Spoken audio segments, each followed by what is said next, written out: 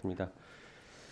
자, 이게 법무부 차관 네, 보시죠. 이거 본회의장에서 법무부 차관이 들고 나와서 설명했던 제2요구서입니다. 네네. 맞습니까? 네, 맞습니다. 네. 여기 제2요구서에는 세 가지를 얘기했습니다. 첫 번째가 특별검사 임명 절차가 권력분립 원칙에 위반된다. 그러니까 야당이 임명하는 게 권력분립에 위반된다. 저는 이미 헌재에서 합헌 결정을 내서 틀렸다라고 주장하지만 어쨌든 이걸 주장했습니다. 두 번째가 특검의 제도적 보충성 예외성 원칙에 어긋날 수 있다. 이미 수사 중이다라고 하고 있고 이것과 관련해서 국민의힘은 그동안 너무 수사 기간도 길고 수사 인력도 많다라는 얘기를 계속 해왔습니다. 세 번째가 국가안보 등에 대한 중대한 위해를 초래할 수 있다라고 해서 형사소송법 110조, 111조, 112조의 내용들을 압수수색하는 것이 문제가 있고 그걸 브리핑하는 게 문제가 있다, 노출될 수 있다. 이제 이런 얘기예요. 세 가지 맞습니까? 네, 맞습니다. 네. 자, 이번에 발의한 특검법은 이 세 가지를 모두 다 반영을 해봤습니다. 그래서 네. 정부가 더 이상 거부권 행사 그만하고 이 내란을 극복하는데 정부도 동참해라라는 이유에서 저희 민주당이 그리고 조국혁신당 야6당이 진짜 큰 결단을 했습니다. 한번 볼까요? 첫 번째 추천권 관련해서는 대법원장이 2명을 추천하는 것으로 바꿨습니다. 대법원장이 2명 추천하는 것은 기존의 국민의힘 대표였죠. 한동훈 대표도 제3자 추천, 대법원장이 추천해야 된다라고 주장해왔던 것입니다. 저희가 그걸 그대로 전격적으로 수용했습니다. 자, 그리고 보충성 관련해서 얘기하고 있는데 이미 수사기관에서 수사는 하고 있죠. 하지만 수사권 가지고 세 개의 수사기관이 서로 다투고 있지 않습니까? 그리고 국민의힘은 계속 그거 가지고 영장 청구가 적법하냐 부적법하냐 이런 얘기를 하고 있고 그래서 특검으로 빨리 정리를 해야 된다. 국민들이 너무 불안해하십니다.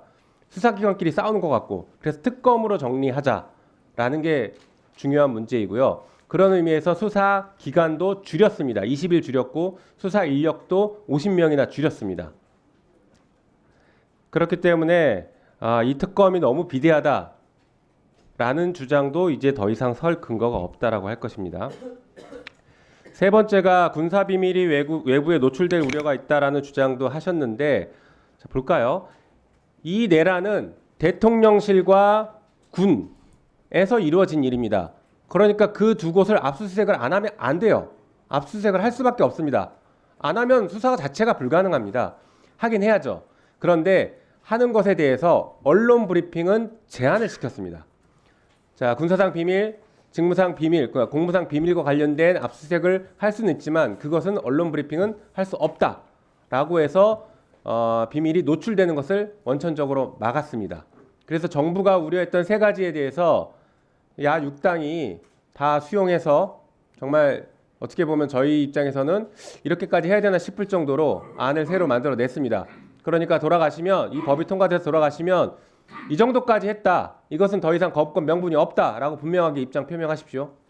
네, 법안 내용을 잘 살펴보고 위원님께서 말씀하신 대로 그동안 정부 측에서 지적을 했던 핵심적인 위헌적인 요소가 많이 삭제된 것으로 이런 거 확인이 되는데 구체적인 내용을 좀 더 살펴봐서 소위 때 의견을 적절하게 개진할 수 있도록 하겠습니다. 정부도 이제 협조해야 됩니다. 내란을 빨리 하루빨리 끝내야 돼요. 이 불안한 상황을 어떻게 계속 유지합니까?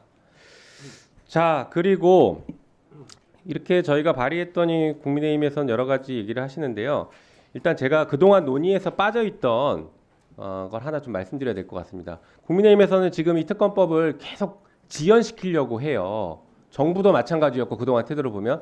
그렇지만 이 특검법이 매우 시급합니다. 왜 시급하냐면 곧 있으면 내란 수괴 윤석열이 체포될 것 같습니다.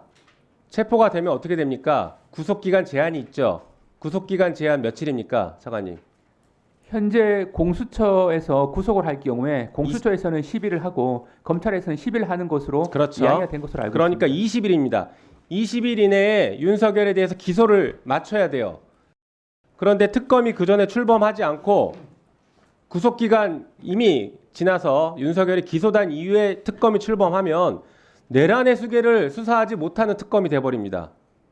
그러니까 지금도 수사권 가지고 논란이 있는데 하루빨리 특검이 출발해서 이런 문제들을 다 제거하고 윤석열을 철저하게 수사해서 기소할 수 있게 만들어야 됩니다. 어떻습니까? 시급합니까?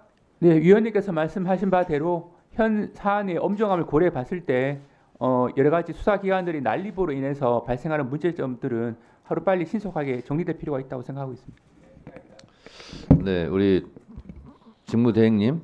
네. 어제 대정부 질문한 걸 답변한 걸 가지고 일부 언론에서 우리 김서구 직무대행을 칭찬했더라고요. 칭찬의 요지가 뭐였냐면 법조항을 많이 알고 있다.